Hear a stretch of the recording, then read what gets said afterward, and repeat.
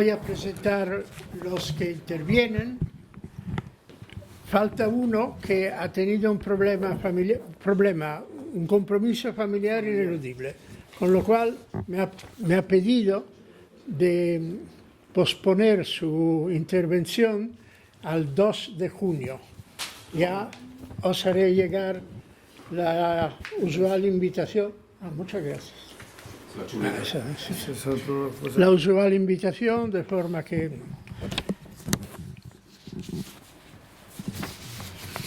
el que no ha podido venir es don José Ramón. Ramón. Mientras que el amigo José Ramón, que no se va a marchar y que todos conocéis, pero tengo que presentarlo, ¿no? Está nacido en Valencia, valenciano, y se recuerda otra Dana, ¿verdad? La viví. Licenciado en Ciencia Política por la Complutense, que antes se llamaba Complutense, ¿no? Sí, ahora begoñense, creo. Sí, por ahí. Técnico comercial y economista del Estado. Salvo posiciones en Madrid, destinado sucesivamente en Ceuta, y entre paréntesis me pone España. Para los que duden. Dice, no se sabe hasta cuándo, pero luego Moscú. Y correctamente pone entre paréntesis Unión de la República Socialista de Soviética. Luego Washington, Estados Unidos, Moscú otra vez, pero en Rusia. Y Riad en Arabia Saudita. Profesor de análisis de riesgo país, análisis de tendencias y mercados internacionales y analista. Escritor, ha escrito, y lo hemos tenido aquí presentando los libros, Globalización y generación de riqueza. Porque sobre la globalización se dicen cosas. África es así. Crimen de Estado, que hace referencia a la climatología, al cambio climático. Y Franco sin adjetivo, que ha sido un éxito sin adjetivo. Enorme. Área de especialización referida a su trayectoria. Con su blog espera poder compartir experiencias y divulgar análisis sobre asuntos de interés general, sin dejar de lado la situación de España. Luego, don Felipe González Abad. Don Felipe González es madrileño. Tiene pocos meses menos que yo, pero lo suficiente para cambiar de año. Es licenciado en Ciencia Física, ingeniero de Sistemas Informáticos, licenciado en Informática y máster en Administración de Empresa. Premio Nacional de Investigación Educativa en el 1977, cuando se estudiaba de verdad, por aplicación de las nuevas técnicas de comunicación y bases de datos a la gestión de centros educativos dispersos.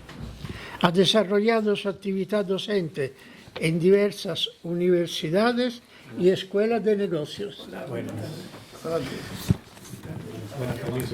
Hago una interrupción.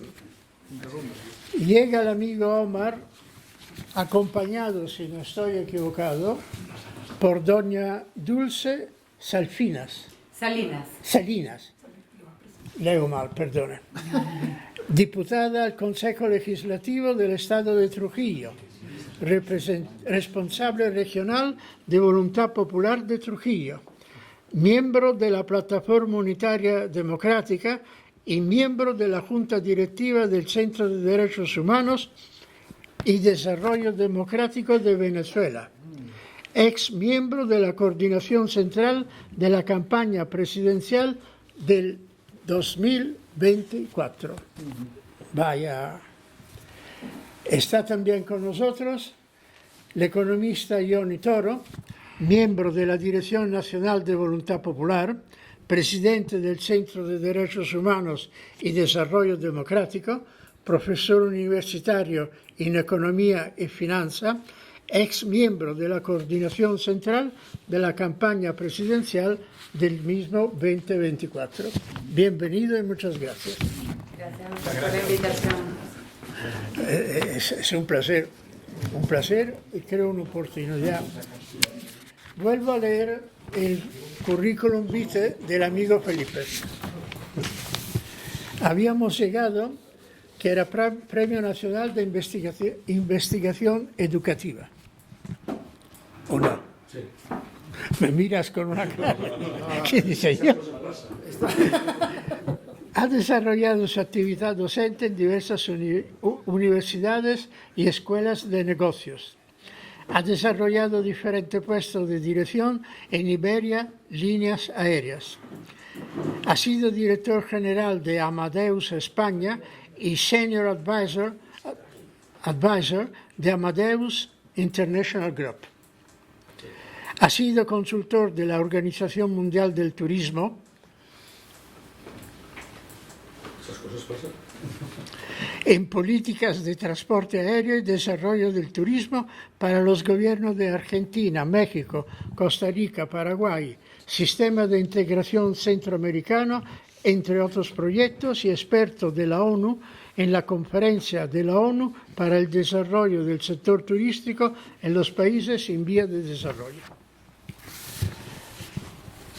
Don Julio Enche Morillas, queridos amigos, ex teniente del alcalde en Collado Villalba.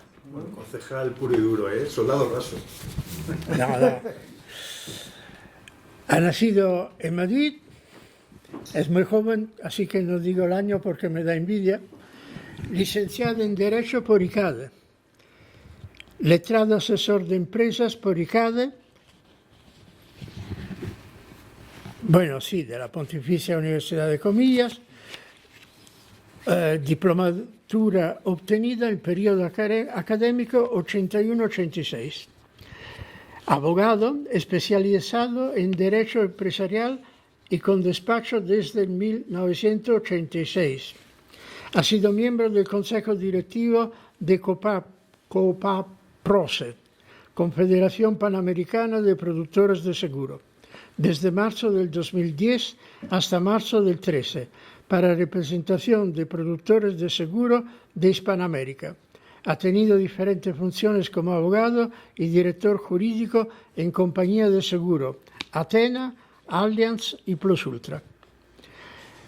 Y de inversión desde 1986 hasta el 2013. Secretario General del Consejo General de los Colegios de Mediadores de Seguro de España. Libros: Las leyes de Indias, ordenamiento de protección de la monarquía hispana a los pobladores nativos de América. Cartas hispanistas al rey de España, con otros autores. La primera publicada en el 2021 y estamos ya a la tercera edición, y la segunda publicada en el 2023. Asimismo participa en los libros Los historiadores hablan, del 2024. No os leo la larga lista de conferencias sobre la historia jurídica de Hispanoamérica, de la cual es un profundo conocedor y un estudioso, porque es media página. Tú me permites, ¿no? Y paso a indicaros la razón por la cual os hemos y amablemente habéis aceptado venir a esta presentación. Aquí está.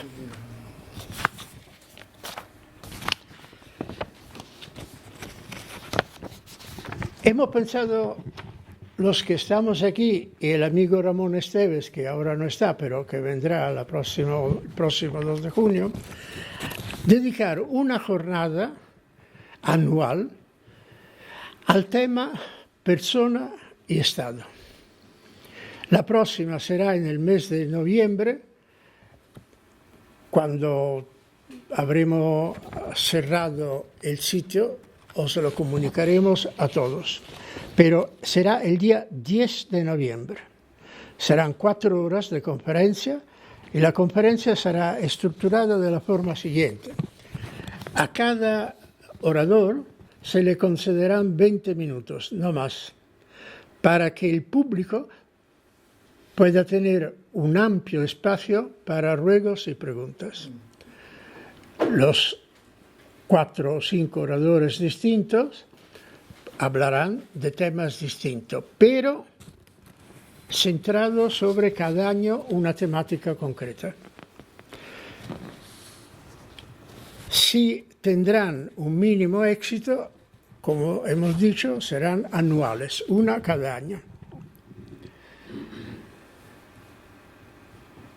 Con la persona Estado presentamos un proyecto cultural cuyo desarrollo, como he dicho, pretende ser anual. La estructura es la de una serie de mesas redondas en las cuales los oradores intervendrán por un tiempo limitado, máximo 20 minutos, dejando luego amplio espacio, como he dicho, a ruegos y preguntas. ¿Por qué persona y Estado? El hombre, quieran o no, es un ser relacional y siempre la persona constituye el hecho, el prius, siendo el Estado un postquam.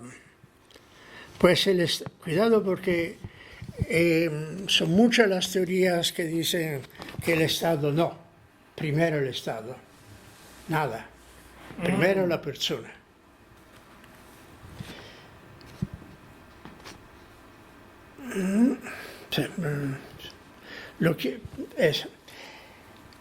Pues el Estado, lo quieran o no sus dirigentes y lo que sigue una cierta ideología, por su misma naturaleza está construido sobre la persona. Hay un texto muy interesante de Romano Guardini, yo lo he leído en la edición italiana porque está escrito en alemán. El título alemán es Freiheit, Gnade, Schicksal. En italiano, mucho más sencillo para mí, es libertad, gracia y destino. Por eso, dice, el Estado, lo quieran o no su dirigente, por su misma naturaleza, está siempre construido sobre la persona. Por eso la persona, con sus relaciones, es la que crea el Estado. Y sobre la dinámica de las relaciones entre los dos polos extremos, persona y Estado, en el medio hay otros fundamentales actores, como por ejemplo la familia, la sociedad civil, las asociaciones culturales o no culturales, tal. Pero siempre son sociedades intermedias cuya base es la persona y no el Estado. Bien, de todas formas, entre la persona y Estado se desarrolla el drama de la historia, entre estos dos polos. Cada jornada, cada año, la iniciativa tendrá, si la iniciativa tendrá un mínimo éxito, enfocará dentro del enorme panorama de las posibles relaciones entre persona y Estado una específica temática. Para este primer año deseamos focalizar el tema Ocaso del Occidente, con clara referencia a la obra de Oswald Spengler, Untergang des Abendlandes, de Múnich en 1917, más de 100 años, centrándonos en la crisis de la Unión Europea, de la cual se analizarán aspectos fundamentales. ¿Por qué empezar esta jornada por Europa? Porque al final el concepto de Occidente no incluye solo Europa, ¿no? Porque el concepto de persona nació por la convergencia en Europa de las culturas judío-cristiana, griega y romana. Las tres son fundamentales. No se entiende el concepto de persona sin los elementos de estas tres distintas culturas. Ni el Confucio taoísmo, perdonadme mi español que envejezco hablándolo siempre peor, ni el budismo, ni mucho menos el Islam, a pesar de que nos quieran venderlo como algo muy pacífico, relajante, suave, intelectual y bla, bla, bla, ni el Islam tuvieron desde sus orígenes una idea de persona, no la tienen. Y entonces tienen una equivocada del Estado, que solo se funda en el poder. Mientras la cultura occidental, hija de las tres componentes, judío-cristiana, griega y romana, desde el principio ha empezado a desarrollar la idea de persona y al Estado ha atribuido la función de servicio, las demás culturas van al revés. Si ustedes leen la historia de la China, tenemos cosas de una barbaridad total y absoluta, porque sus gobernantes, su élite, los mandarinos dichosos, pues eran absolutamente el contrario de lo que el hombre occidental puede entender por armónico desarrollo, por libertad, por cooperación, por relación humanas. No digamos, para no decir nada del Islam. Ahora bien, al no tener la idea de persona y entonces a no sentirse obligado a un servicio, a esas civilidades le falta la primera de las estructuras del derecho, porque solo ven en la persona un súbdito. Que sí, en el hombre ven un súbdito, no ven una persona. Por esa razón, el concepto de democracia en aquellas áreas culturales es de tan difícil implantación, y la historia lo demuestra. No tienen la base de referencia. Y por su cultura, lo subrayo, insisto, es muy difícil que la vayan a tener. Dejo la palabra a los amigos que me acompañan y que os empezarán a dar pinceladas, siempre a modo de introducción, sobre los temas que se van a profundizar en la jornada que hoy presentamos y que se desarrollará, como he dicho, el próximo mes de noviembre. Empezamos por don José Ramón Fernández Muñoz. Muchísimas gracias, Máximo. ¿Puedo hacer la pregunta de rigor? ¿Cuánto tiempo tengo? Lo que quieras. ¡Hala! ¿Habéis traído las mantas? Felipe. Yo estoy ocupado, dentro de un rato me tengo que marchar. Lo siento, pero me vas a perdonar, José Ramón. Pero... Sí, lo suelo hacer. Dado tu comportamiento, te tengo que perdonar sin parar. Bueno, pues estoy absolutamente encantado de encontrarme otra vez entre vosotros, y esta vez, y sin que sirva de precedente, sin la ayuda del PowerPoint. ¿Y por qué? Pues porque el contenido de mi pequeña presentación no requiere una vertebración a través de escritos que se hubieran convertido en imágenes. Hacía una broma cuando he llegado con Máximo, digo, si es que tendría que poner fotografías de cuadros de la batalla de Siracusa. No sería la batalla de Siracusa, podía haber sido Lepanto, podía haber sido Poitiers, pero no añade nada. De manera que lo que sí he traído es un par de chuletas, una pequeña que está en el bolsillo y otra grande que está aquí para los momentos de confusión absoluta. Entonces recurriré a ella. Y lo demás, pues, tiraremos de memoria. Y procuraremos, son y 25 aproximadamente, 25 y 15 son 40, y dejamos pasar a nuestro amigo Felipe. Por cierto, las preguntas, ruegos y demás, ¿es al final de los tres? ¿Qué opinas? Mejor al final. Correcto, pues ya está. Muy bien. Mi presentación de hoy tiene un título muy breve. Una palabra. ¿Europa? Quiero hacer muchísimo hincapié, como hago casi siempre en todas las intervenciones en las que participo y las que desarrollo, en que la Unión Europea no es Europa. No me confunda usted, caballero. Pero es así, es terrible, se ha impuesto, quizá porque no se ha reflexionado originalmente lo suficiente. Bueno, incluso hay gente que llega a decir Europa, lo cual resulta mucho más cómodo porque es más breve. Pero realmente la confusión entre lo que es Europa, que no es la civilización occidental, pero sí su madre y nutriente, con un organismo advenedizo y recién constituido, que es la Unión Europea, a no confundir con el mercado común europeo, yo creo que es interesada. Entonces vamos a intentar descomponer esto y la presentación va a tener 3 partes. Primero, una brevísima historia de Europa, hasta el Tratado de Maastricht, que es precisamente donde convergen todos los deseos de los mandarines europeos, justamente el correlato europeo de lo que es el mandarinato chino, el tradicional mandarinato chino de 4.500 años de duración, que se dice pronto, lo cual es una garantía de durabilidad, como se puede apreciar.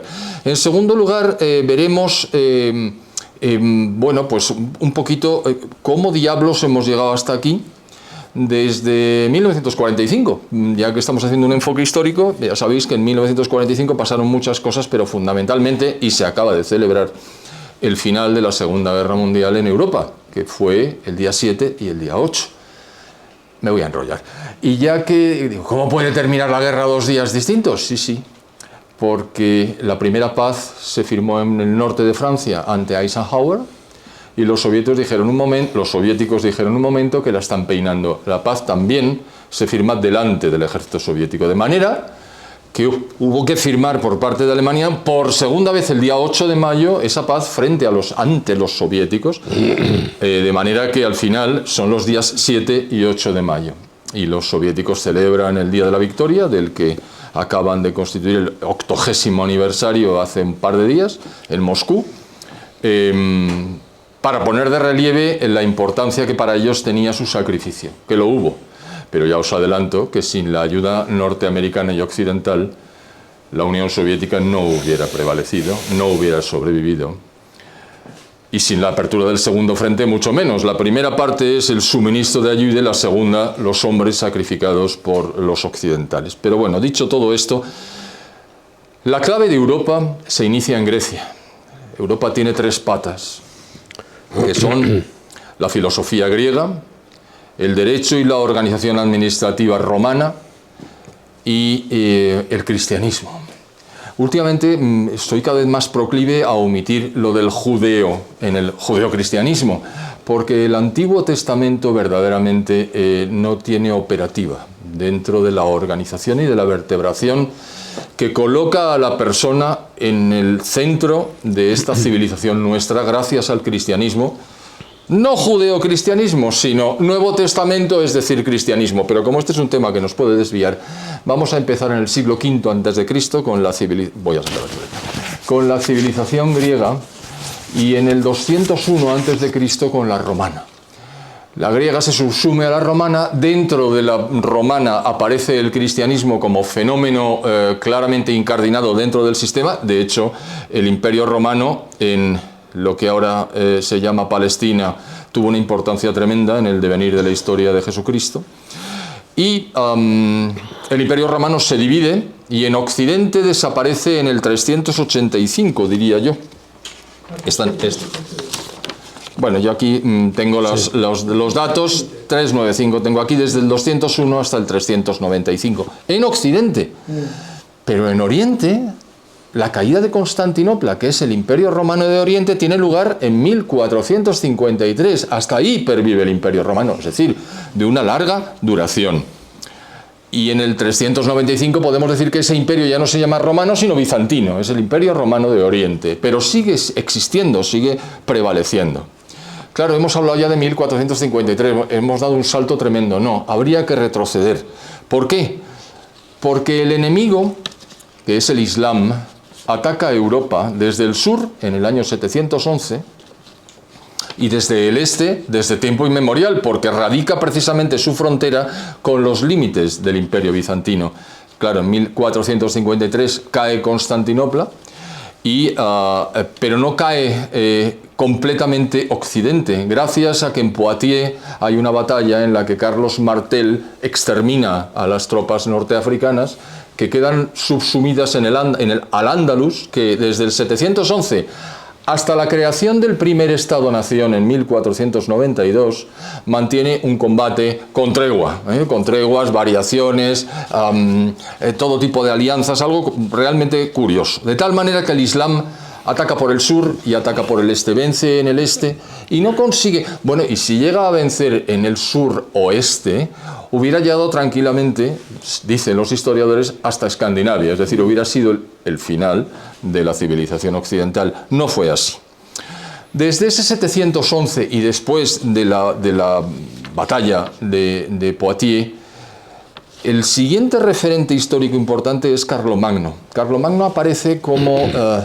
dejando aparte los lineamientos cristianos a través de las órdenes religiosas que siempre subyacen y mantienen la entidad occidental viva, a título superior, es decir, en la superestructura del Estado, es Carlomagno el que establece los patrones de funcionamiento occidentales. En el 768 Carlomagno tiene un hijo, Luis I, y Luis I tiene 3 hijos, Carlos, Lotario y Luis II, y entre ellos se divide el imperio, de tal manera que entramos en una dinámica de descomposición. Si hubieran tenido el derecho catalán, esto no hubiera pasado. Era una broma.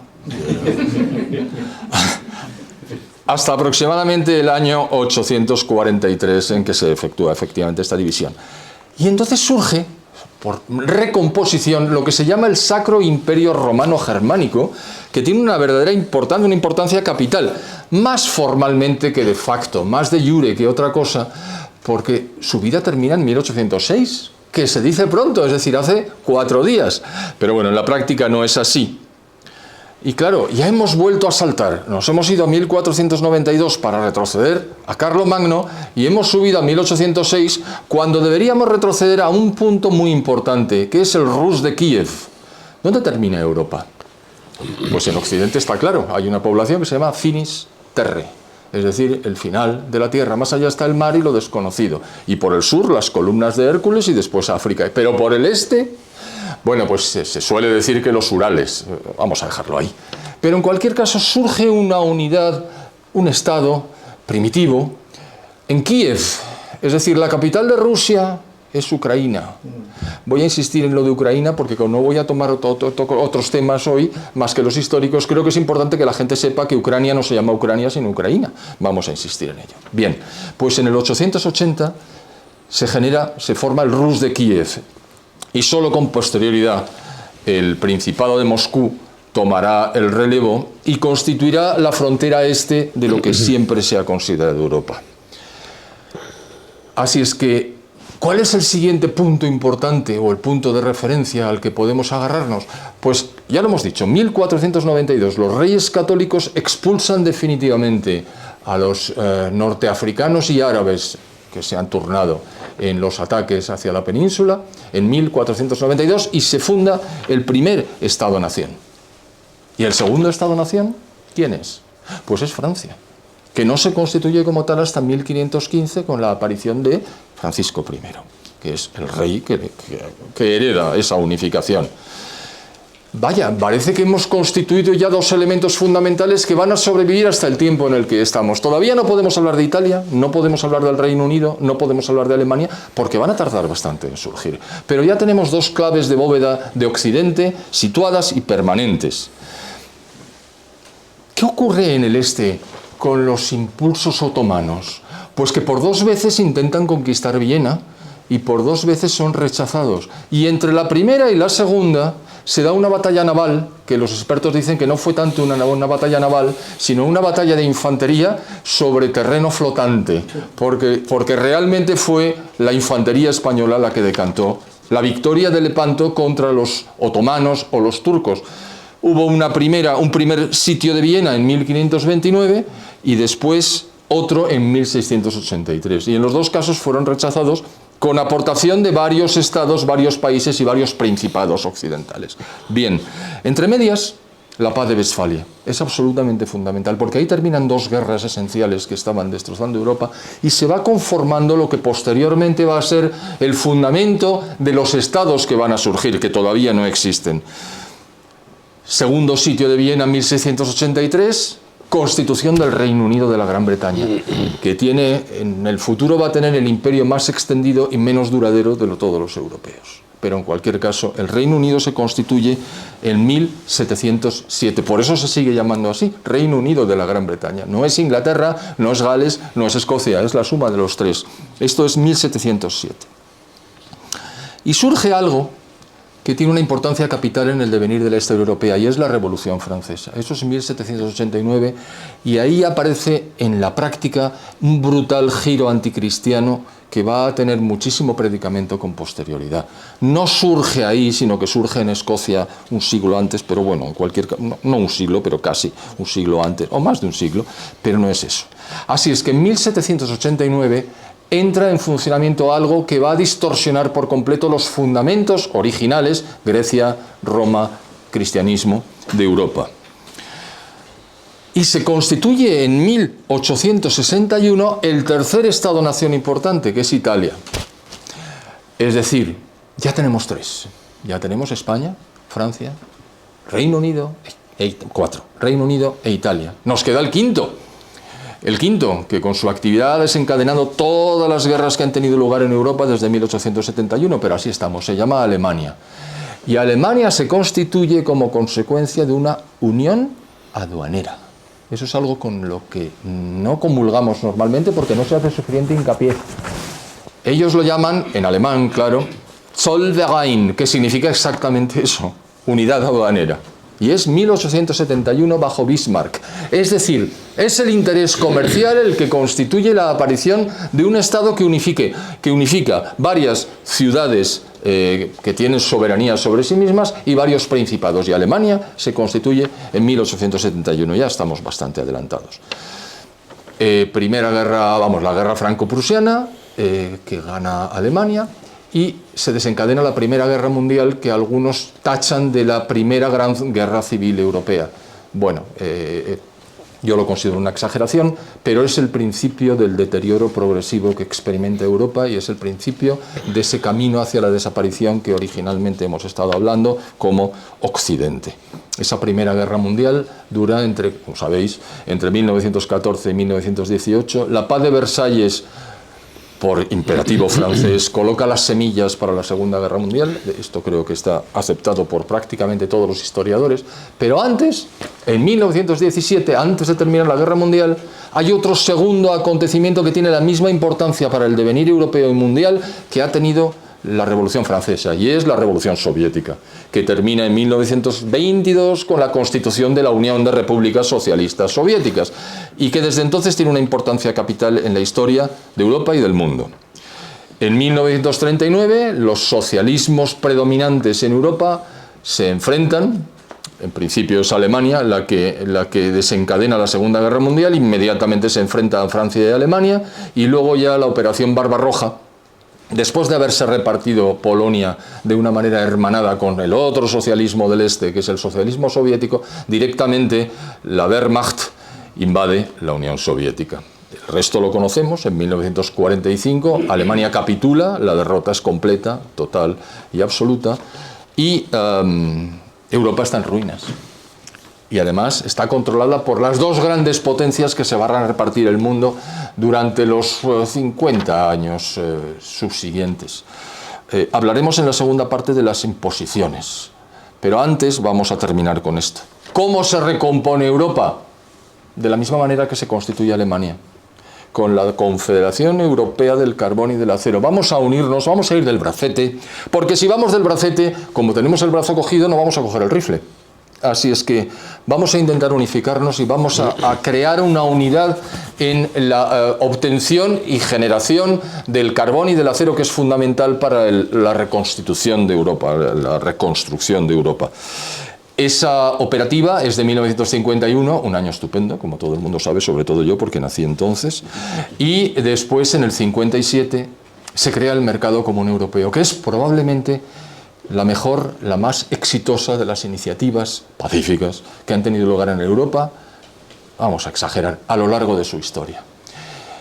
Y gracias a esa unificación, unión aduanera de los países europeos, que comienza con 6 y termina con 24, me parece recordar, hasta que llegó Maastricht, lo tendría que chequear.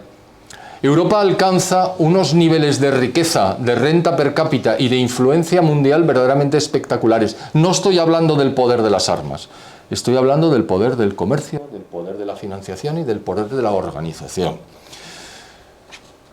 Pero mira por dónde en el 91 se descompone el imperio soviético de tal manera que parece como si Occidente hubiera alcanzado la victoria sobre las fuerzas del mal. No, porque hay otra fuerza del mal subyacente que ya había mostrado su energía en el año 711, en el año 453, en los dos sitios de Viena y que la tenemos aquí. Aquí es aquí. No está en la frontera, está dentro. Y entonces Occidente dice, ah, sí, que ha caído la Unión Soviética y la Unión Europea no existe. Tenemos que constituir un imperio. Ese imperio ha caído, los japoneses no son un imperio, no lo van a ser nunca, los chinos están dormidos, los americanos en realidad nos sacaron las castañas del fuego en 1944, pero ya va siendo hora de que nos independicemos. Vamos a constituir un imperio en Occidente. Y creamos la Unión Europea con el Tratado de Maastricht en 1952. Perdón, 1992. Es que no puede ser. Estaba pensando en otra cosa. Segunda parte. Esto es una confusión interesada entre conceptos. ¿Por qué?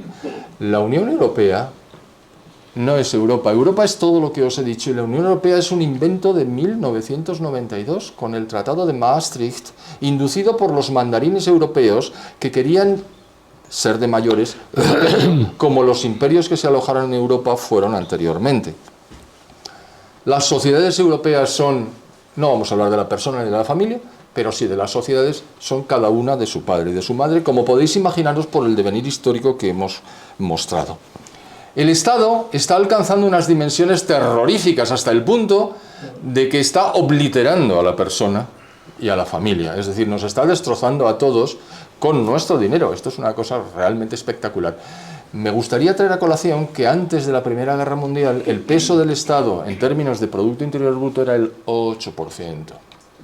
Superamos el 50%, es decir, la derrota de la persona, de la familia y de la sociedad está siendo espectacular. Ese Estado, que en realidad es un conjunto de instituciones, tiene que ser gobernado, nunca mejor dicho, por un gobierno, ya. Pero ese gobierno se elige por un sistema de representación concreto. ¿Qué sistema de representación tenemos en Europa? El que nos impusieron los norteamericanos en 1945. Y ahora me acuerdo de Asterix y Obelix. En toda Europa, no. Una aldea resiste al invasor. Esa aldea se llamaba España. Y solo nos lo impusieron 30 años después, en 1975. Eso que llaman la transición no es sino una imposición de los Estados Unidos y de Alemania, también del bracete, para que nos constituyéramos como una partitocracia de cuyas mieles estamos disfrutando en este momento.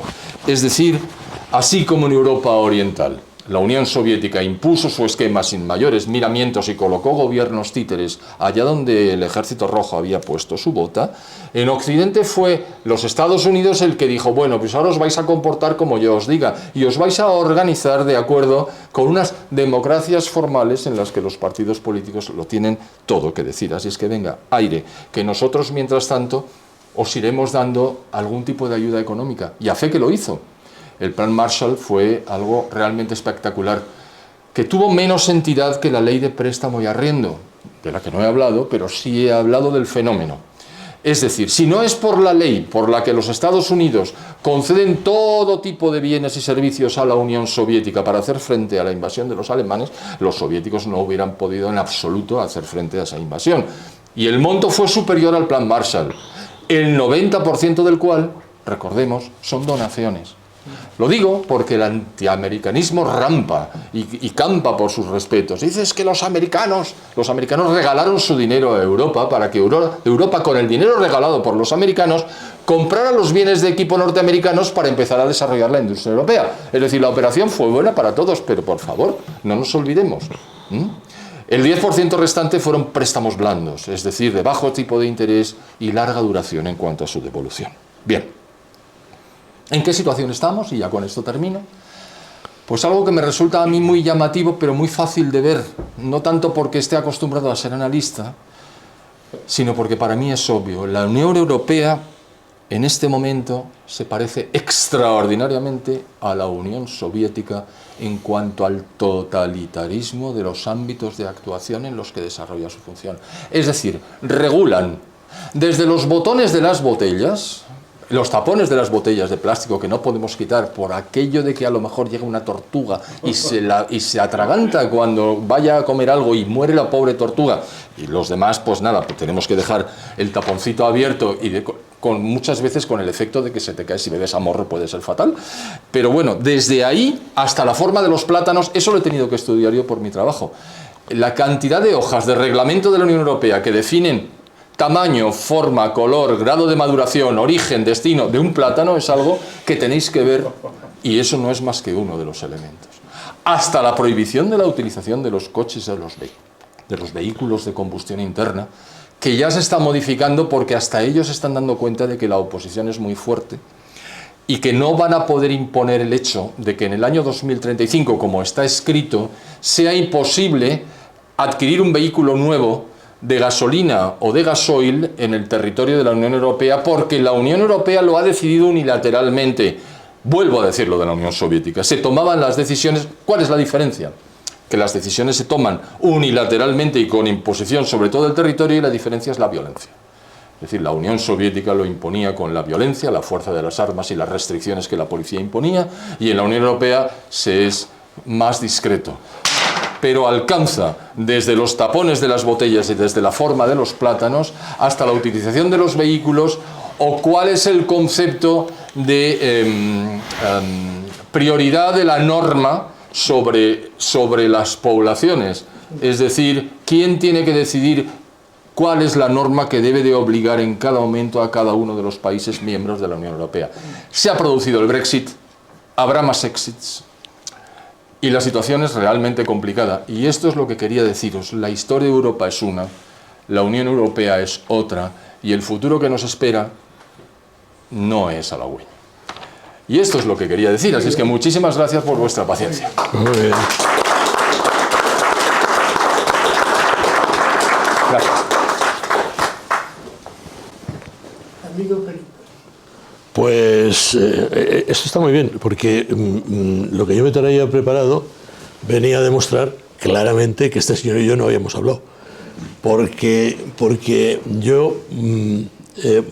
¿Vamos a poder utilizar esto o no? Sí, sí, lo que no sé dónde se encuentra, si puedes mirar la pantalla, por favor, a ver si como tienes tantos archivos, pues...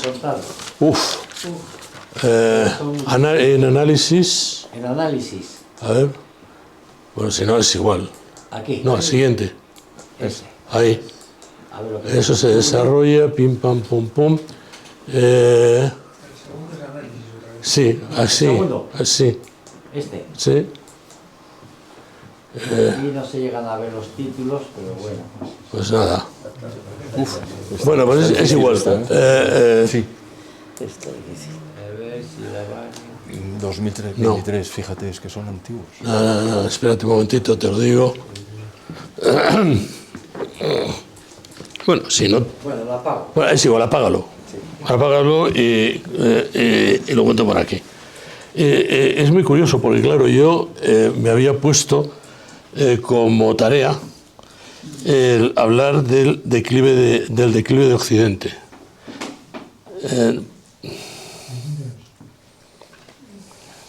Así, pasa, con estos aquí, los 4 flechas. Sí. Bueno, básicamente lo que yo había pasado en mi guión sobre lo que iba a hablar tenía 5 puntos. Uno que es Occidente, otro que es el mundo occidental, cómo se ha formado el mundo occidental, qué instituciones influyen en el mundo occidental y le parecen propias, y qué factores están determinando el declive de Occidente. Eso son exactamente.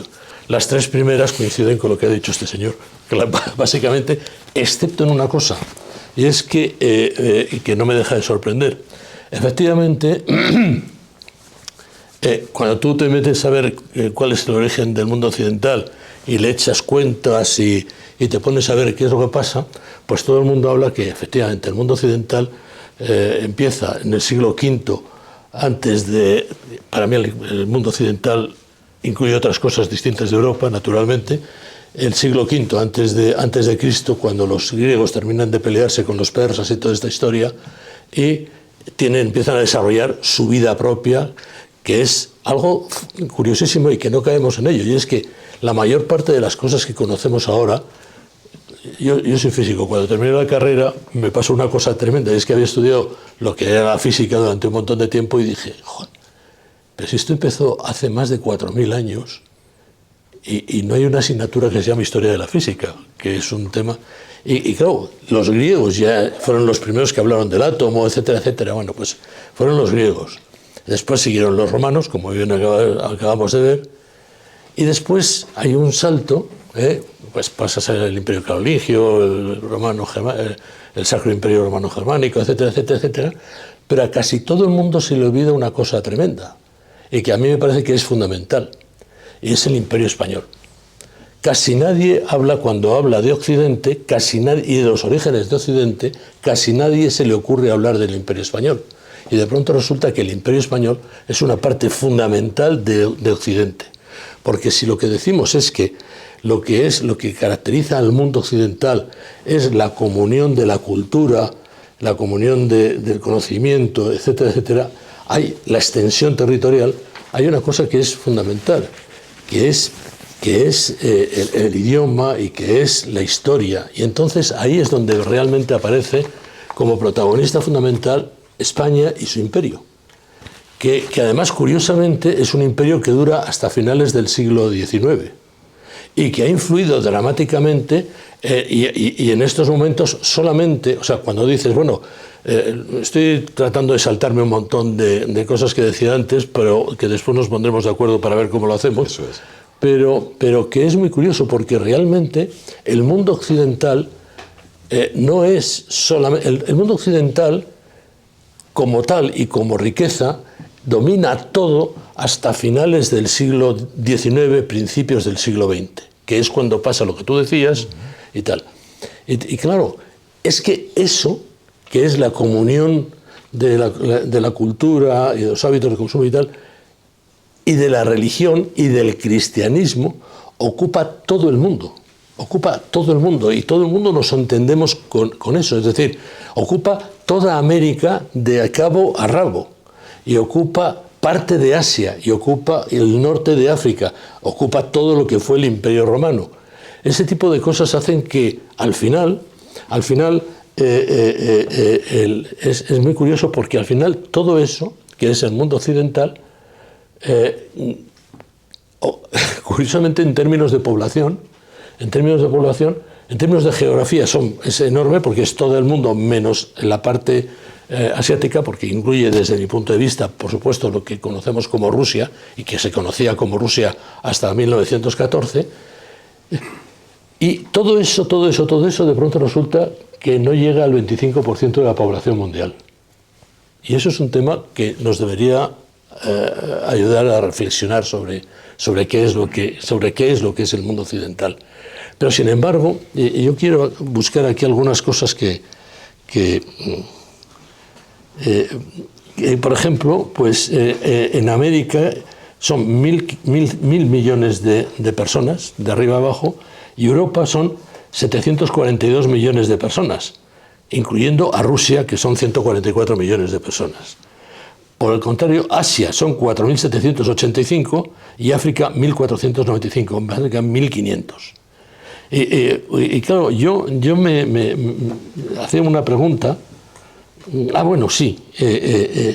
Y claro, cuando tenía un mapa para que lo vieran ustedes, pero bueno, cuando lleguemos a noviembre aparecerá el mapa y todas estas cosas, te das cuenta de que todo el mundo cristiano es todo menos África y un poquito de, y una parte sustancial de esta. Pero lo curioso es que hay un caballero, dos, que son Richard Koch y Chris Smith, que han escrito un libro que se llama Suicidio de Occidente, y que dice que señala como factores esenciales del éxito del cristianismo los siguientes, y da 3, que es muy curioso. El factor común de todos estos que estamos es que todos ellos creen, o se les ha enseñado, un Dios a diferencia de otros dioses, este Dios de los cristianos es un Dios disponible. Eso es decir, un Dios que está al servicio incluso, porque por el amor, etcétera, al servicio de todos estos que están aquí. Segundo, este cristianismo hizo a la gente ordinaria suprema y peligrosamente importante. Es decir, el rol de los cristianos en las comunidades en las que viven es fundamental. Y el tercero es que hizo de la automejora de los individuos, ese espíritu de automejorarnos que está latente en todos nosotros, la base y el fin del universo, de acuerdo con los propósitos de Dios. A mí el descubrir estos tres elementos me parece que es fundamental, porque explica muchas de las cosas que han ocurrido a lo largo de 25 siglos, que me parece que es un tema, porque eso es lo que realmente importa, desde mi punto de vista, para explicar qué es lo que había antes de 1914. Bueno, hay otro libro que se llama Dominio, que es de un tal Tom Holland, que además dice que se sorprende, bueno, dice, es muy curioso porque la ciencia se ha desarrollado en Occidente como en ningún otro lugar del mundo. Y es verdad. Dice, ¿y cuál es la razón? Dice, pues seguramente porque tienen un Dios que es un Dios racional. ¿Qué libro has citado? Dominio, una nueva historia del cristianismo. ¿De quién? De Tom Holland. Luego, bueno, como esto está aquí para trabajarlo desde este señor y yo, pues aparecerá como fuentes, ¿no? A mí es que esto me llamó la atención, ¿no? Y claro, al final dice, bueno, ¿y por qué? Planteaba una pregunta, ¿y por qué el mundo occidental eso ha sido tan importante? Y digo, pues realmente porque hasta principios del siglo XX el poder sobre la práctica total de la geografía y la población del mundo estaba en manos de Occidente. Estaba en manos de los Estados Unidos y de Europa, incluyendo Rusia, que eran los que realmente controlaban todo eso. ¿Y qué es lo que ocurre? Y digo, pues es sorprendente que esto, y es un poco lo que la tesis de todo lo que estaba tratando, todo esto se desmorona, o sea, 25 siglos de construcción del mundo occidental se desmorona aproximadamente en un siglo. Y eso es un poco lo que yo venía a contar de esto, ¿no? Para hacerlo, bueno, esquemáticamente decía, ¿qué ha unido a los miembros del mundo occidental?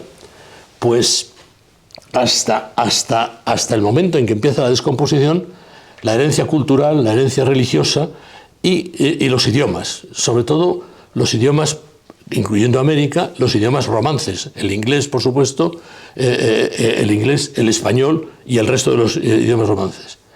Y todo funciona muy bien desde mi punto de vista, y ahí yo no soy tan tiquismiquis con el tema tengo que hacer algo contigo, porque para mí la guerra de 1914 sí que es una guerra civil europea, una guerra civil entre dos grupos de naciones, uno que es la Triple Alianza y el otro es la Triple Entente. La Triple Alianza, que son Alemania, Austria, Hungría e Italia, y la Triple Entente, que son Gran Bretaña, Francia y Rusia. Y ese es el tinglao que empieza tal. Y curiosamente, a partir de ahí, ¿qué es lo que une a los miembros del mundo occidental? Para explicar un poco qué es lo que pasaba. Pues los valores políticos y sociales, las alianzas, la cooperación, las grandes alianzas multinacionales, la economía, la tecnología y la influencia que todavía existía, ¿no? Claro, para ver qué es lo que pasa, y aquí es donde después podríamos desarrollar, que yo tengo aquí más o menos esbozado para que forme parte del núcleo de lo que vayamos a hacer en septiembre, bueno, pues yo analizo quiénes han sido los protagonistas del mundo occidental tal y como lo conocemos ahora. Pues realmente hasta el principio de la comunidad eran el derecho romano, la cultura griega, el cristianismo, el poder de las naciones europeas, que seguía existiendo hasta entonces, y a partir de la Segunda Guerra Mundial, a partir de la Primera Guerra Mundial, aparecen unos personajes muy curiosos que tienen forma de institución. Y es el neomalthusianismo, la Universidad Rockefeller y el presidente Wilson en el 18, el Club Bilderberg, el Foro de Davos, el Club de Roma, el CFR, el Consejo de Relaciones Externas, la Comisión Trilateral, el informe Kissinger, el globalismo, la ONU, la Unión Europea, la OCDE, la OEA, la OMS y la OMC. Y es muy curioso porque realmente lo que yo... Bueno, me toca. Bueno, pues me ha puesto en bandeja, me has puesto la pelota en bandeja por lo de la crisis demográfica. Va a enlazar muy bien con lo que voy a decir. Lo que yo voy a presentar aquí son unas ideas a desarrollar en esa jornada de noviembre. Y bueno, 20 minutos, avísame, cuando falten 2, no te cortes, para 19, para ir al grano. Bueno, yo voy a hablar, más que de personas-estado de Europa, voy a hablar de personas, estados y de Europa también, y Unión Europea, que efectivamente son cosas diferentes. Mi título va a ser La migración de personas y la realidad europea.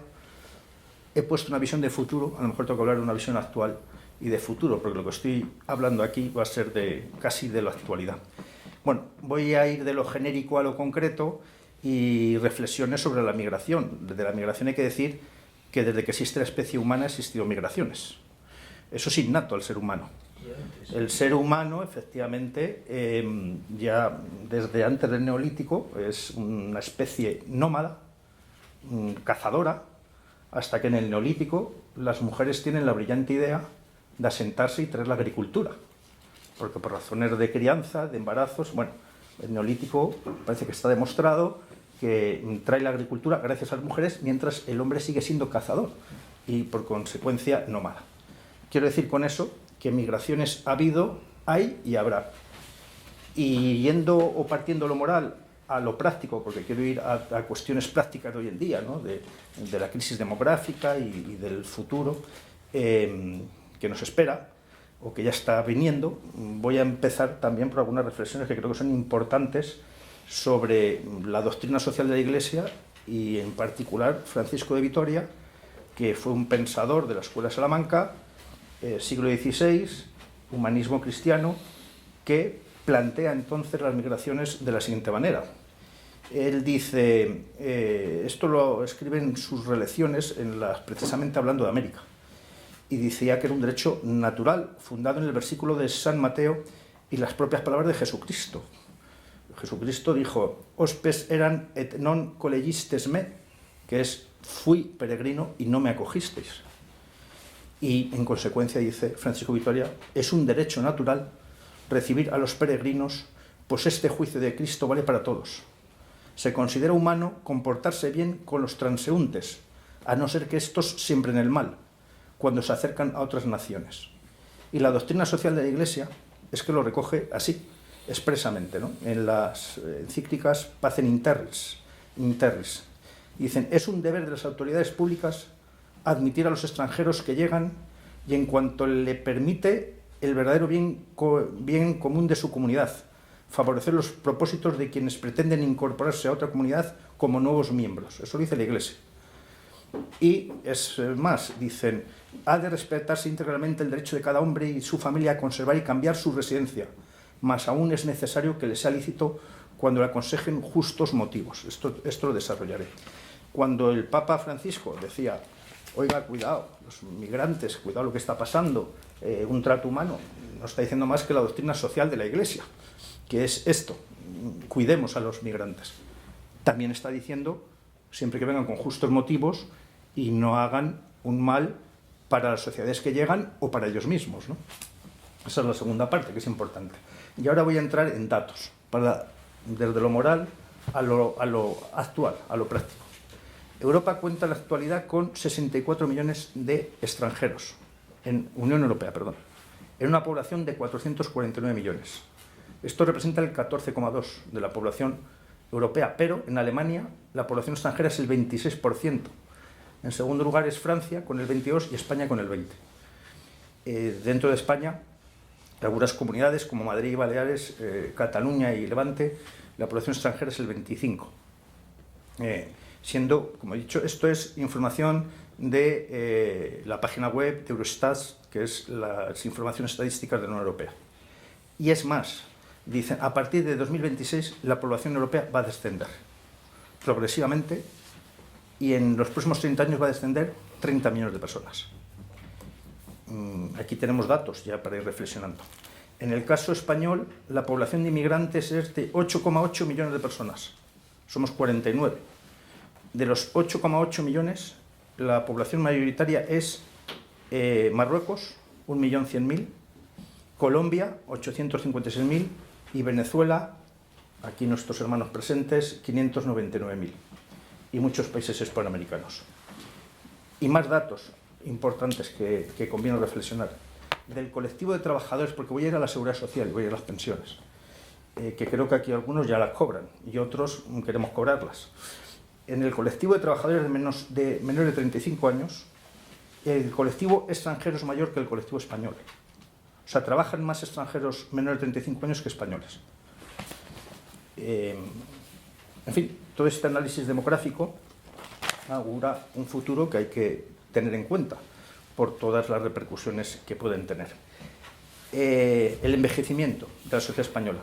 Mire, en 1950, cuando empieza a pensarse en el sistema, había un seguro obligatorio de vejez que se sustituyó en los años 60 por la Ley General de la Seguridad Social. Años 64, 67, ahí se desarrolló el derecho a la pensión, ¿no? El sistema de pensiones que tenemos hoy en día. En los años 50 había 5 trabajadores por pensionista. En la actualidad no llega a 3. Y en 2050 va a haber 1,5 trabajador por pensionista. O sea, cada trabajador va a mantener a un jubilado. Y además hablamos pensionistas, pero luego hay otros servicios sociales que van a ir a cargo de un trabajador y medio. Vamos a ver si esas estadísticas dan. Ahora, visto esto, me interesa mucho, bueno, estamos en lo que se llama un invierno demográfico, ¿no? Ahora nos vamos a jubilar, la generación del baby boom, somos 10 millones de españoles que nos vamos a jubilar, porque en los años 60 se fomentó muchísimo la natalidad. Hemos vivido gracias a esos porcentajes de natalidad que había. Y la seguridad social como sistema de reparto que es un sistema en el que hay 2 sistemas, el de reparto y capitalización. El de reparto es que los que trabajan entran y sostienen a los que salen del mercado laboral. El de capitalización, que aquí con gran demagogia política nos ha querido poner el problema encima de la mesa.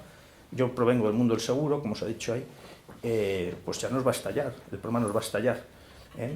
Ahora ya se dice que se va a cubrir con impuestos, muy bien, pero si subes los impuestos o los quitas de otro lado o subes impuestos más de los que ya tenemos, ¿no? Y el sistema de reparto es, como digo, el que unos trabajadores compensan las pensiones de otros, y la capitalización es que tú o parte de tu asignación obligatoria que te exige el Estado para cubrir tu futuro lo inviertas en un capital que está custodiado por el Estado o por empresas privadas. Vale, el minuto. El micrófono. Esto me lo he olvidado, con lo cual no sé si sea... Vale. Y ahora vamos a ver a cuál va a ser mi mensaje.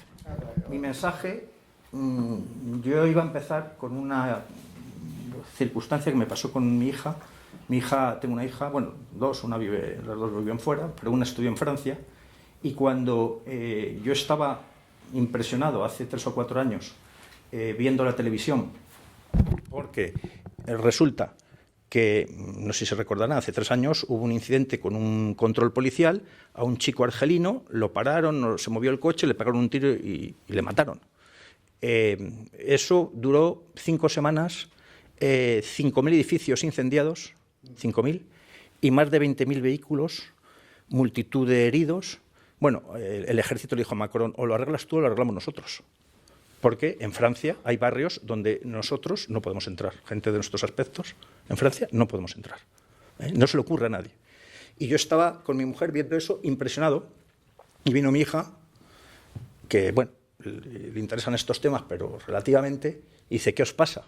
Digo, pues mira cómo está París. París está prendiendo fuego. Dice, eso a nosotros no nos va a pasar. Dice, porque en Francia sus colonias odian a los franceses, los odian. Dice, pero a nosotros no nos odian, nuestros hermanos hispanoamericanos. Ella dijo colonias, yo creo que es un término erróneo, porque como he defendido, ancho y largo de este mundo, no fueron colonias, fueron virreinatos. Y decía, eso no nos va a pasar a nosotros. Dice, porque en Francia les odian. O sea, no quieren ver al francés y, de hecho, hay problemas. Y ahí quiero llegar. Quiero ir a la importancia de la inmigración iberoamericana para España y para Europa. Datos de la Seguridad Social, 2023. Porcentajes de cotizantes a la Seguridad Social, es decir, según la nacionalidad, el número de personas que cotizan. Medalla de oro Venezuela, con el 68%. Medalla de plata Ecuador, con el 51%. Medalla de bronce Argentina. Ucrania, Perú, Colombia, Cuba, Bolivia, Paraguay, India, China, Nicaragua, El Salvador, Uruguay. Estos son en España, cotizantes, por porcentaje por la población. Nosotros estamos a la cola, españoles, ¿eh?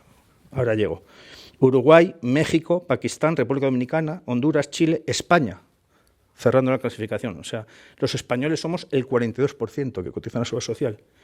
Y cerrando Marruecos y Argelia. Es decir, vamos a ver, la migración no es todo igual. O sea, primero, la migración es necesaria, es inevitable. Moralmente es buena, pero es que además la necesitamos. Pero también tenemos que decir qué inmigración o cuál inmigración. Y aquí mis conclusiones es que necesitamos la inmigración iberoamericana, hispanoamericana o iberoamericana si consideramos a Portugal y Brasil, por supuesto, occidentales, mundo occidental donde los haya, porque América es mundo occidental, es filosofía griega, derecho romano y humanismo cristiano. Eso rezuma en sus instituciones, en sus tradiciones, en sus leyes, en sus costumbres, son occidentales, como somos nosotros. Exacto, hispanos, pues occidentales. Y aquí voy al análisis de la Unión Europea, cosas que efectivamente esa organización política, que yo creo que ha sido muy útil, pero que efectivamente ha habido un momento donde sin enterarnos nos han sustraído la soberanía a las naciones. Por eso el Reino Unido se fue, porque el Reino Unido dijo, oiga, los temas del Reino Unido los decido yo, porque aquí en España, en la Unión Europea, se deciden muchos temas sin enterarnos. Toda nuestra vida sin haberlos posiblemente ni elegido. Pero bueno, ¿qué dice la Unión Europea sobre acuerdos de colaboración con países a efectos de reconocimiento de condiciones laborales? Y la Unión Europea, que está no sé en dónde está, tiene convenios con Argelia, con Marruecos, con Túnez, con Rusia, este no se estará en vigor, Albania, Montenegro, Macedonia del Norte, Bosnia y Herzegovina, Kosovo, Serbia, Ucrania, Andorra, San Marino. ¿Y los hispanoamericanos dónde están aquí? ¿Y los iberoamericanos dónde están aquí? Es decir, ¿cómo podemos aceptar, claro, cuando la población emigrante iberoamericana, como hemos visto, es útil y necesaria por razones demográficas? Es absolutamente útil y necesaria. No tenemos más que ir a Madrid y ver la multitud de servicios que tenemos, quienes trabajan. Porque es que ni nuestros hijos se han ido de España. O sea, nuestros hijos, tenemos aquí algunos, varios, han cogido la maleta y se han ido, con la esperanza de que algún día vuelvan. Entonces, yo creo que para el futuro de España y el futuro de Europa, el emigrante es necesario, y el inmigrante iberoamericano, en donde no hay ni el más mínimo esfuerzo europeo por fomentar esta inmigración. Yo digo, como decía la doctrina social de la Iglesia, que usted, la inmigración es válida con justos motivos. O sea, si vienen un grupo de bosnios a hacer atentados, pues ese no tiene justos motivos, ese inmigrante no tiene derecho a venir. O viene un grupo de tunecinos o de norteamericanos.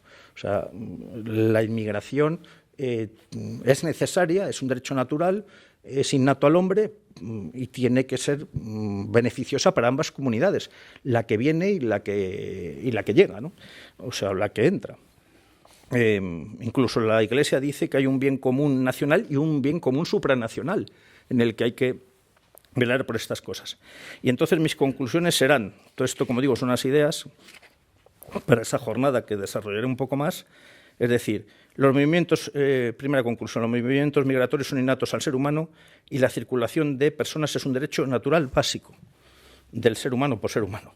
El movimiento de personas a lo largo y ancho del mundo debe ajustarse a justos motivos. Es decir, se excluyen los que obedecen a propósitos desestabilizadores o incluso perniciosos para la sociedad acogida La acogida de la migración debe ser acorde a las reglas de convivencia de las sociedades receptoras, que en la medida de sus posibilidades están llamadas a facilitarlo siempre que sea de provecho para su comunidad, pero también para la de los migrantes.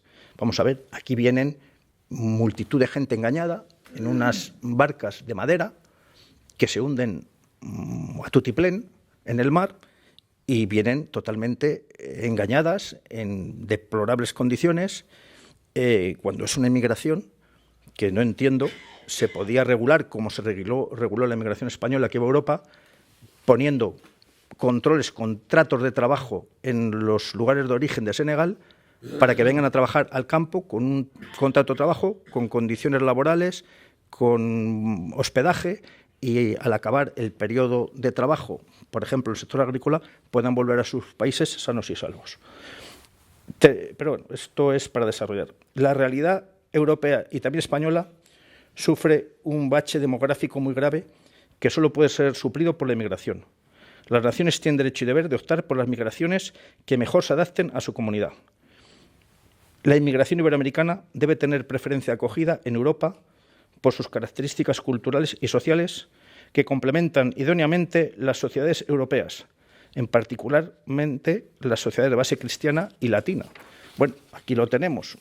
¿Qué problema tenemos nosotros en encajar con un ciudadano iberoamericano? Ninguno. Un cuarto de hora. Nosotros encajamos, ellos nos lo dirán, pero encajamos perfectamente, tanto cuando vamos allí como cuando vienen aquí. Yo he estado en reuniones internacionales representando a la Confederación Panamericana de Productores de Seguros, y yo prefiero un argentino, un venezolano, un colombiano que un lituano, que no me decía nada, o un sudafricano, que no me decía nada, o sea, es que o un norteamericano, ¿no? Que habían ciertas diferencias. Y por último, entiendo que las autoridades europeas han promovido acuerdos bilaterales para la inmigración laboral con múltiples naciones, excepto las iberoamericanas.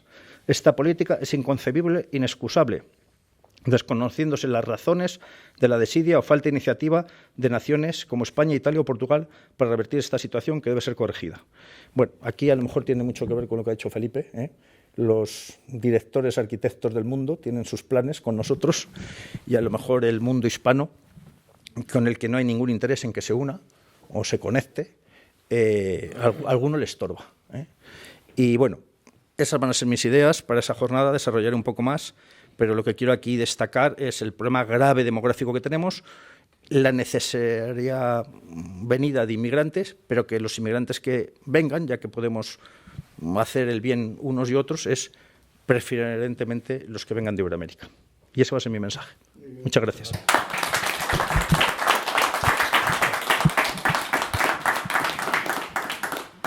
Muchas gracias a los tres. Me parece que hay un hilo conductor desde José Ramón, pasando por Felipe, a Julio, que por supuesto comparto totalmente.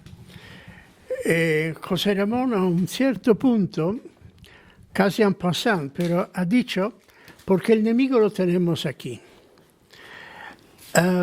Felipe ha hecho una referencia a un sociólogo de las religiones americanas muy interesante, que va pari paso con Rodney Stark, otro, posiblemente de la misma escuela, que se preguntan por qué Occidente se ha desarrollado tanto.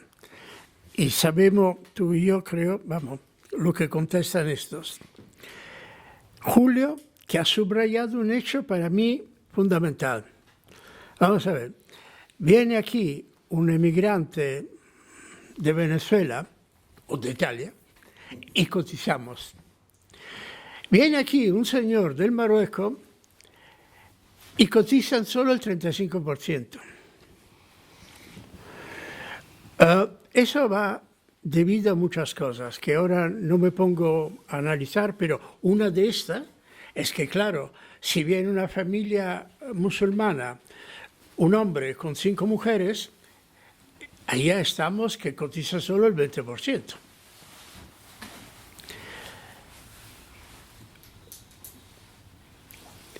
El problema grave, gravísimo que vamos a tener es claramente las relaciones con el mundo islámico.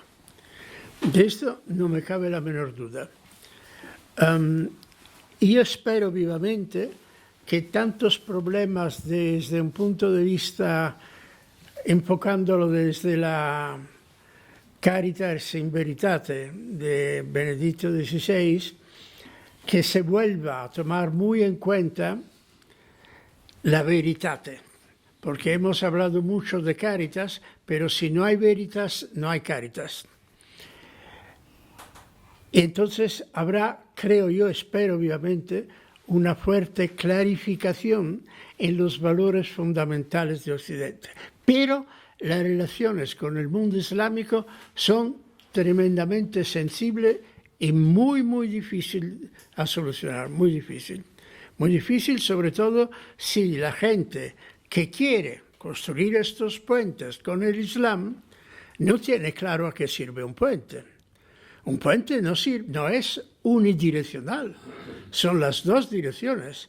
Y hay que saber muy bien cuando se construye un puente qué me espera a la otra orilla y qué vamos a hacer.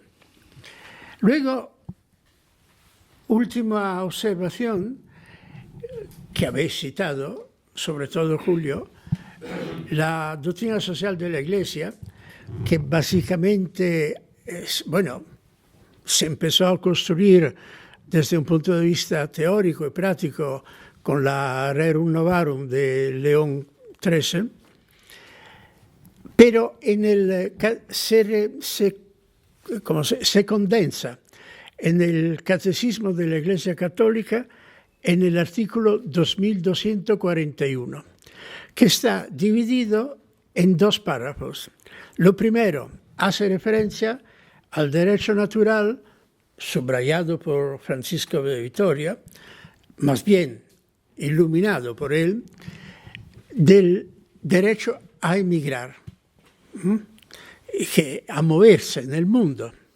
Ahora, si me ponen impuestos horribles sobre el coche, me están quitando un derecho natural, pero entre comillas. Pero el segundo párrafo del mismo artículo 2241 habla del respeto de las costumbres locales.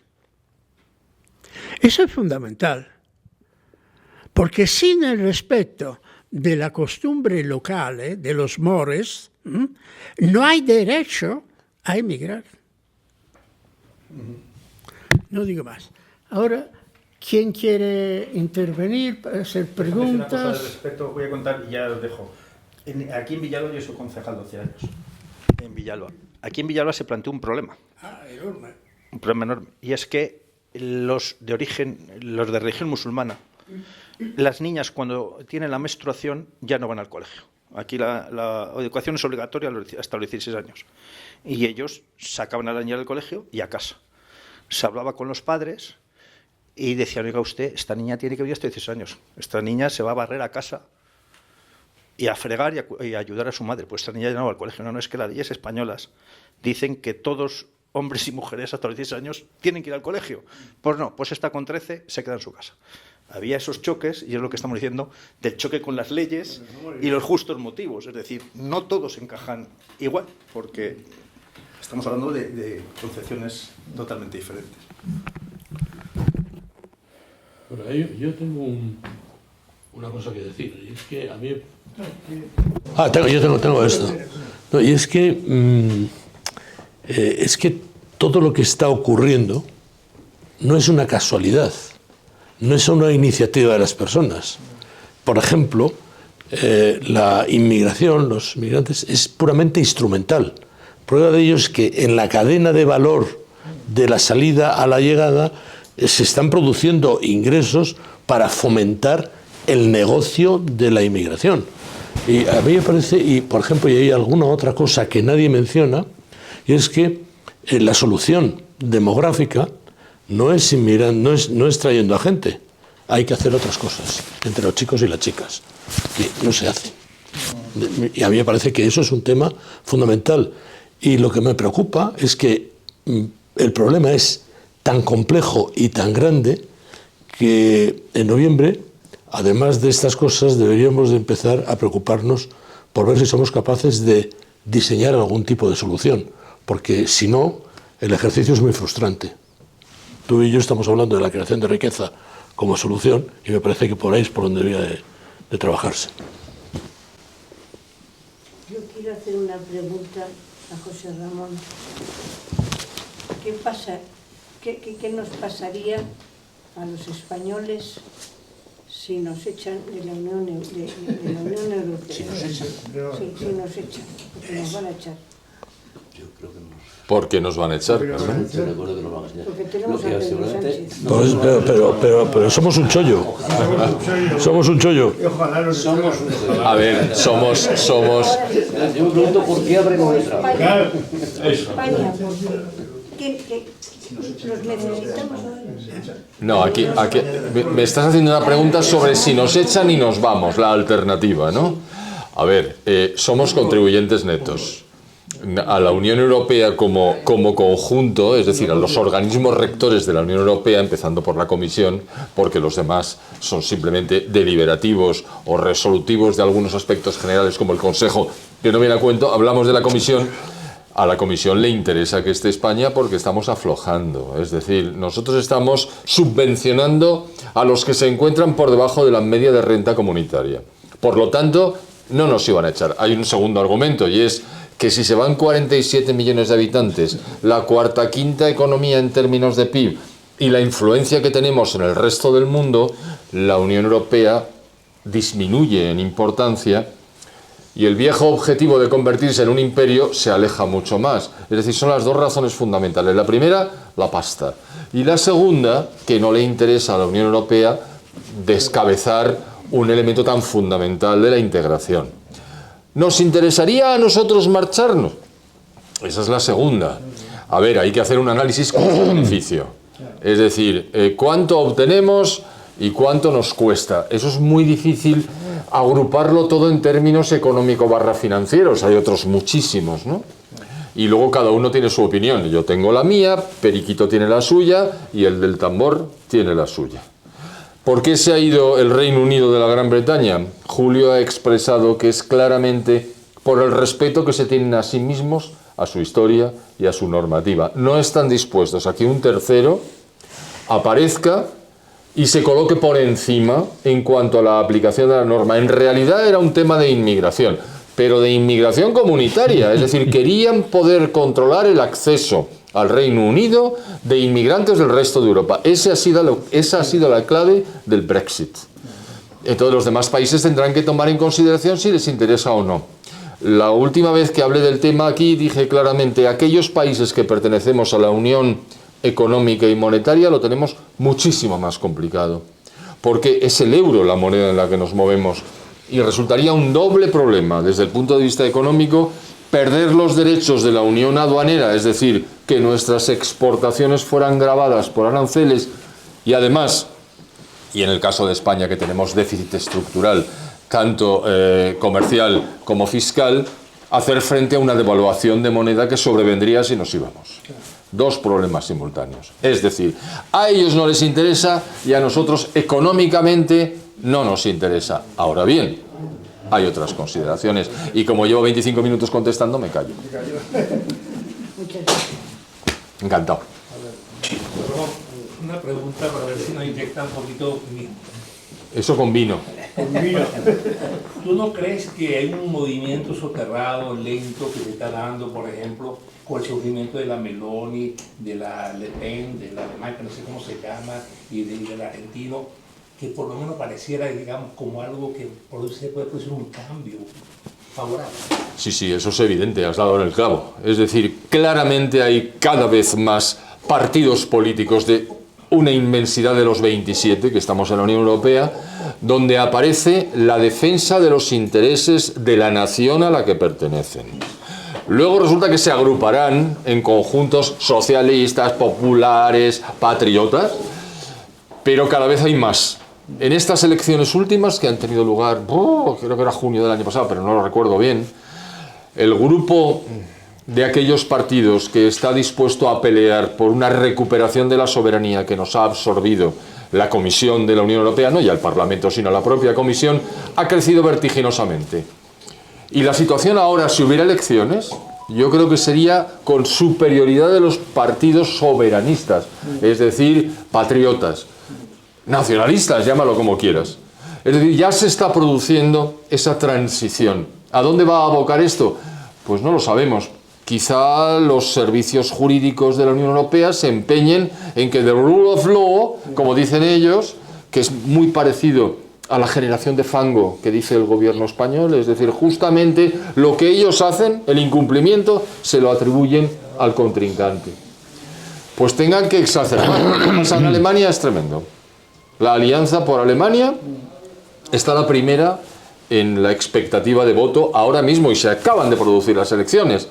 Friedrich Merz va a nombrar un gobierno, lo va a constituir, si es que no lo ha hecho ya, y ahora mismo no sé si lo ha hecho o no lo ha hecho, pero está en ello, que ya claramente está en minoría relativa. Entonces dices, bueno, ¿y qué está pasando en el Reino Unido? Pues que un partido que no existía hace 2 años está el primero, de lejos, en expectativa de voto. Y en Francia la situación es prácticamente insostenible. ¿Y en España qué ocurre? Y en Italia, estamos hablando de los 5 países más importantes. Y luego hay varios más. La fisura está entre los que están dentro del euro y los que están fuera del euro. Y dentro de los que están fuera del euro, los que salen ganando comercialmente quedándose y los que salen perdiendo comercialmente quedándose. Los hay que se pueden financiar la salida con una facilidad tremenda. Por ejemplo, Suecia, que es un país rico, que aporta enormes cantidades de recursos a la Unión Europea, que tiene muchos nexos comerciales por tradición con la Unión Europea, pero a la que costaría relativamente poco marcharse. Y si eso ocurre, se abre la espica. ¿Eso ocurre? Se abre el grifo. Comienza un camino Que soy un hortera y utilizo lenguaje innecesariamente alambicado, perdóname. Lo que pasa es que ahí hay un tema complicado, y es que es dónde está el poder. Porque claro, lo que tú estás describiendo, lo que está ocurriendo es que los ciudadanos de Europa somos meros instrumentos, incluyendo a los políticos, de alguien que tiene diseñados otros planes. ¿Por qué se están arrancando olivos de España y se están sustituyendo y se están plantando en Marruecos y aquí se están sustituyendo por placas solares?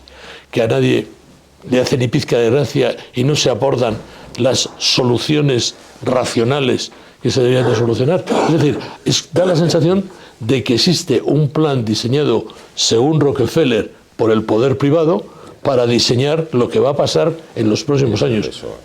Eso es uno de los temas que a mí más me preocupa, ¿no? Pero porque los que tenemos gobernando son prácticamente gente de marketing y además dirigidos. Pero hay no hay nadie con sentido de esto. un amigo mío que sufrió ayer lo del tren, que me puso un correo, Felipe, me estoy acordando de ti. Claro, me decía, cuando nos estamos despidiendo, lo que está claro es que estamos en un proceso de cambio. Y él es un tío brillante, algún día lo hemos comentado. Dice, no sé cuánto va a durar, ni sé cómo va a ser, pero que no se va a parecer a nada a lo que tenemos en estos momentos. Hay algo que está ocurriendo a nuestras expensas. No, pero si eso se plantea, el problema que tú planteas es que es una duda que tenemos, que yo no sé. Si ¿hay un poder en la sombra que manda o no? Es decir, pues, hay detrás de los estados son realmente unos títeres y detrás gobiernan el foro tal o el Bilderberg. O sea, ese es el tema. Estamos, que tiene, por ejemplo, interés en destruir toda la agricultura de la China.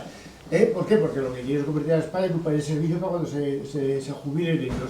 ¿Eso es verdad o no? Esa es la cuestión. ¿Hay alguien detrás de los gobiernos que tiene más poder que ellos o no? Yo no sé. Desde mi punto de vista, la respuesta es sí. Todo apunta a eso. A mí me da apuro intervenir porque sé que hay personas que lo quieren hacer. Y yo tengo una respuesta para eso. Después lo sacamos porque has levantado la mano y creo que tienes todo el derecho del mundo a intervenir.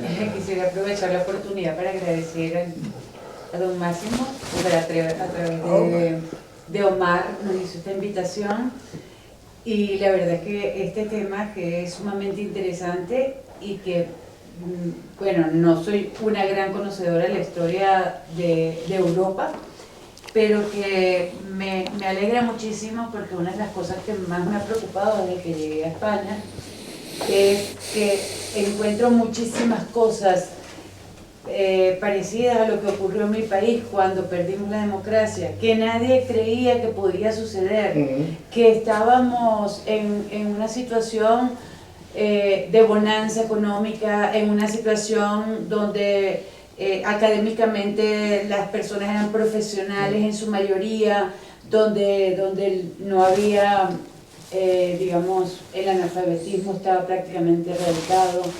Y hoy lo que ha ocurrido en nuestro país es una película de terror que nadie le puede encontrar explicación.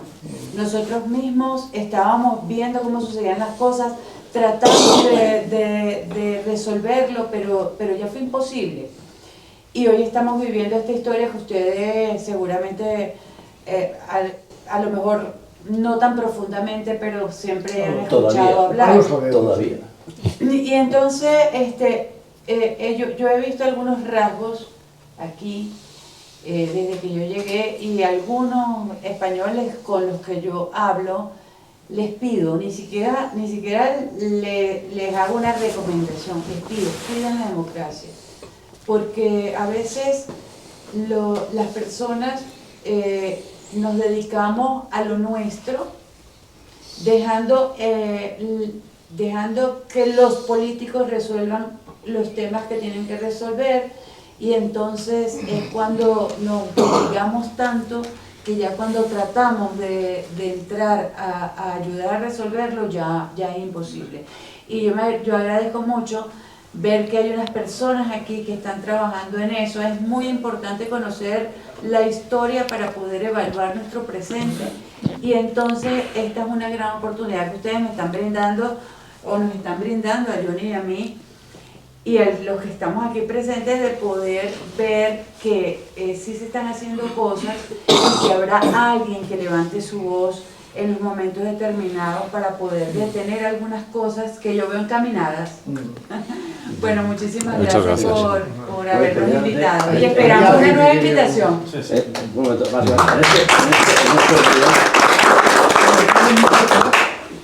El altavoz. El micrófono. El micrófono. Pero hay una por ahí detrás. Johnny. No, sí, ya vi. Bueno, muy buenas noches a todos. Por favor.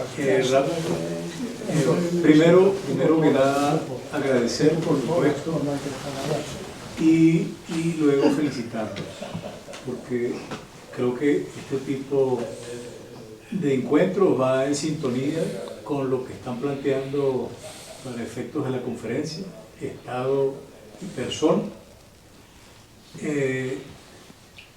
Particularmente, yo soy muy optimista con relación a las capacidades que pueda uno como ser humano tener hacia adelante para hacer incidencia y parar muchos procesos que ciertamente pudieran conllevar al final del día a la destrucción de nuestra civilización occidental.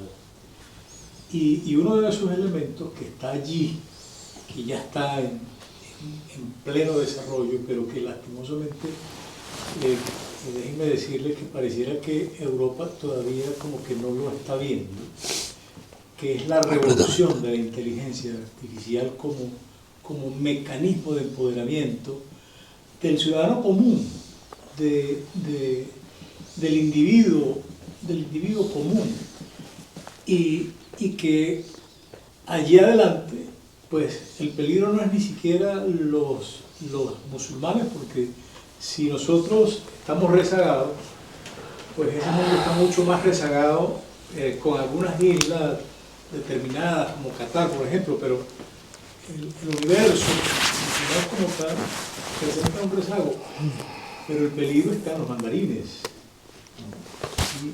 Que han tomado la delantera cuando le ordena eso, y se observa que Europa está como aletargada con relación a lo que eso significa para los próximos días, para los próximos años, y que qué bueno sería que ese elemento sea considerado en los análisis, en las conversas, porque allí hay futuro para el empoderamiento de la persona con relación al Estado y como mecanismo para impulsar el renacimiento o la potenciación al final del día de lo que significa el ser occidental. Pues aquí dijeron elementos superpoderosos. Aquí mencionaron elementos superpoderosos que es lo que constituye en nuestra civilización. Estamos hablando de la cultura, estamos hablando de las ideas, estamos hablando de nuestra religión. Y eso, como principios, como valores, es superpoderoso. Pero hoy hay que acompañarlo con instrumentos, con herramientas, con mecanismos que nos permitan potenciarlos. Muchas gracias. Gracias. Antonio. Sí, no, yo quería decir, espera, el micro. Yendo al centro de lo que es la jornada, ¿no? De Persona-Estado, que es el título genérico que nos reúne hoy aquí, ¿no? Bueno, yo soy de una generación, más o menos un poquito mayor que José Ramón, muy poquito más joven que tal, es decir, los que estudiamos aquel famoso plan del 57, que tenía 2 bachilleratos, el primero con 2 reválidas cada una, y el primer bachillerato se estudiaba el año que se cumplían 11 años, el curso, o sea, algunos empezaban con 10 y otros, y la mayoría lo terminaba, y algunos incluso a lo mejor lo terminaba o iban adelantando. Entonces, a mí en aquella época, estoy hablando de esos 10, 11, 12 años, en aquella asignatura, que era de aquellas Marías, que hoy los que no saben ni de lo que están hablando hacen, en el mejor de los casos, bromas desagradables, cuando si no las ignoran por completo. A mí me enseñaban que la esencia era la persona, la familia, el municipio y el Estado. Por simplificación administrativa había que crear a lo mejor otras organizaciones intermedias, porque claro, si en el caso de España, que es una barbaridad, tenemos 8.200 municipios, no puede estar representado en el Estado directamente, porque es una locura. Entonces aparece la provincia, y luego aquí nos hemos inventado ya lo de las autonomías, ya que la redescifran, ¿no? O sea, que todo eso está inventado, pero es que todo eso lo hemos ido dejando perder. Y no nos acordamos en absoluto. Yo soy un observador, digamos, del tema educativo, que me preocupa mucho, porque yo tengo 5 hijos, y he visto, la mayor tiene 50, y el más pequeño va a cumplir 30. Y yo he visto la degeneración absoluta de los sistemas educativos españoles, año tras año, desde 50 años. Ahora ya no lo sigo tanto, porque con mis nietos estoy un poco más lejos y ya no estoy tan al día, ¿no? Pero vamos, con lo que veo me sobra. Y claro, yo que soy del mundo de la construcción, del mundo del cemento, donde he trabajado, siempre hemos tenido una máxima que es mucho más fácil destruir que construir. El edificio que quiera, lo que quiera, y le pones 2 cargas de profundidad bien puestas y en 20 segundos o medio minuto ha caído el edificio. Y para construir ese edificio ha tardado a lo mejor 3, 4, 5 años. Si llevamos 50 años destruyendo la educación, ¿cuánto tiempo vamos a tardar en recuperarla si además no se da el paso para iniciar esa recuperación? Eso tiene que ver con la respuesta que nos va a dar José Ramón. Claro. Porque puede que haya alguien interesado y que no. Sí, tenemos mucha sintonía en esa preocupación, ¿no? Seguro. Y con respecto a lo que decía antes, en estos días últimos hemos tenido 2 lunes seguidos, bueno, el lunes pasado, el famoso apagón, que por cierto, le pido perdón, esto es una broma, a los conferenciantes y a Máximo, porque esta charla iba a ser el 28, ¿no? Sí. El 28 del apagón. Bueno, yo llamé a un amigo de Red Eléctrica y digo, oye, desconecta. Apaga, porque no llego. Estaba en Málaga y como no me la quería perder, pues le dije, oye... Por fin sabemos por qué. Ese fue el origen. Bueno, en broma. Entonces, eso ha traído a la memoria, lo que decías en Venezuela, Chávez, cuando había esos apagones, decía el sabotaje, los enemigos del país. En realidad, aquí estamos sacando eso. Tenemos ya la certeza, el gobierno no lo ha reconocido, el gobierno español, pero la iguana que cortaba la Venezuela se mudó para acá. Muchos venezolanos dicen, venimos del futuro, ¿no? Y no nos queremos dar cuenta. Bueno, yo noté en el apagón muchísima angustia por parte de mucha gente, porque bueno, claro, la gente se empieza a imaginarse, las personas empiezan a imaginarse, las personas empiezan a imaginarse que puede haber un golpe de Estado, que puede haber se desató la guerra. Ha habido varias menciones de que tienen que comprar cosas porque pueden pasar algo. Y entonces, bueno, los venezolanos todos nos parece tan natural que se vaya la luz que no en ningún momento sentimos ninguna aprensión ni nada de ningún tipo porque es algo cotidiano. Pregunta ¿cuándo va a haber luz? ¿Cuándo va a haber electricidad? Más que cuándo se va a ir, porque es un tema muy complicado, que es lo que ha hecho que se deteriore totalmente el aparato productivo del país, porque nadie puede trabajar. Y bueno, además que ellos no quieren, porque ellos quieren que la gente dependa de una bolsa para poder vivir, de manera de que poder tener controlada a toda la gente. Nuestro futuro, eso es el... Y entonces, bueno, hemos hecho muchísimos esfuerzos para liberar a Venezuela. En mi caso, y estoy absolutamente convencida que en el caso de Johnny, lo tenemos como misión de vida, importándonos más nuestro país y la liberación de nuestro país. Y más allá que la liberación, o más allá de la liberación, es construir la mejor Venezuela. Es un país que nosotros ni siquiera queremos recuperar el que teníamos. Venezuela cambió definitivamente. Ya no vamos a hacer nunca más lo que nosotros fuimos. Esto que sucedió es algo que modificó inclusive al hombre. Hay un hombre nuevo que ellos crearon justamente para poder manipular y maniobrar para poder conseguir el poder durante todos estos años. Y lo que mencionaban acerca de la educación, por ejemplo, todos estos años que hemos perdido educativos en Venezuela, hay personas que se están graduando sin haber ido ni un solo día a la escuela. Claro. Ni siquiera por internet. Es decir, se inscribieron un día y si a ti no te retiran de la escuela, te estás graduando. Punto. Claro. Eso es para poder mantener las estadísticas de que la gente estudia, pero no estudia. Pero lo más grave es la situación de desnutrición a la que han sido sometidos los niños, que son el futuro de un país. Al final, nosotros ya estamos en una edad donde estamos dispuestos a ayudar, pero tiene que venir una generación de reemplazo para seguir fortaleciendo el país en general. Pero resulta que esos niños en su mayoría han pasado tanta hambre y han tenido altos grados de desnutrición, que eso está estadísticamente muy comprometido el futuro de Venezuela. Por eso les ruego y les agradezco que estén pendientes también de su futuro en España, y no solamente en España, donde uno pueda colaborar, donde ustedes mismos puedan hacer entender a la gente que tiene que ocuparse de la democracia, porque realmente es lo único que nos permite que los países se mantengan en libertad, pero también que se mantengan prósperos y que puedan surgir y que la gente pueda ver un futuro dentro de esos países. No, primero agradeceros a los tres lo que nos habéis dicho, que a mí me ha servido para aprender mucho, y en el fondo para quedarme muy preocupado. Bueno, eso es y en el fondo también para, ¿por qué os voy a decir? Yo ya tengo años, soy jubilado, pero yo tengo una percepción, que hoy me la habéis confirmado, ¿no? Que soy menos libre que hace 50 años.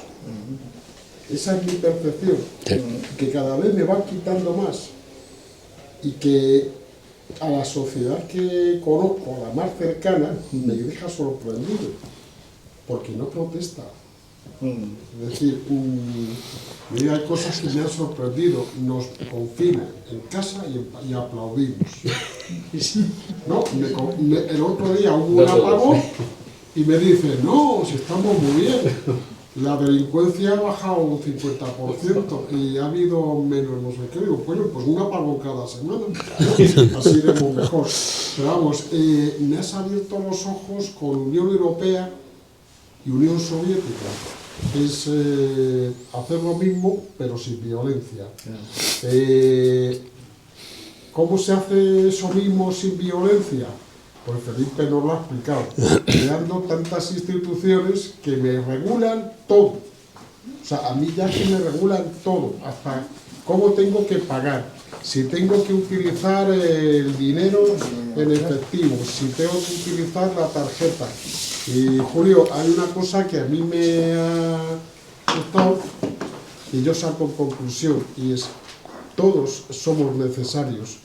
No nos creamos el ombligo del mundo, necesitamos a inmigrantes, pero también es verdad que con condiciones. Quien venga, hombre, que no me cambie la sociedad, que se integre.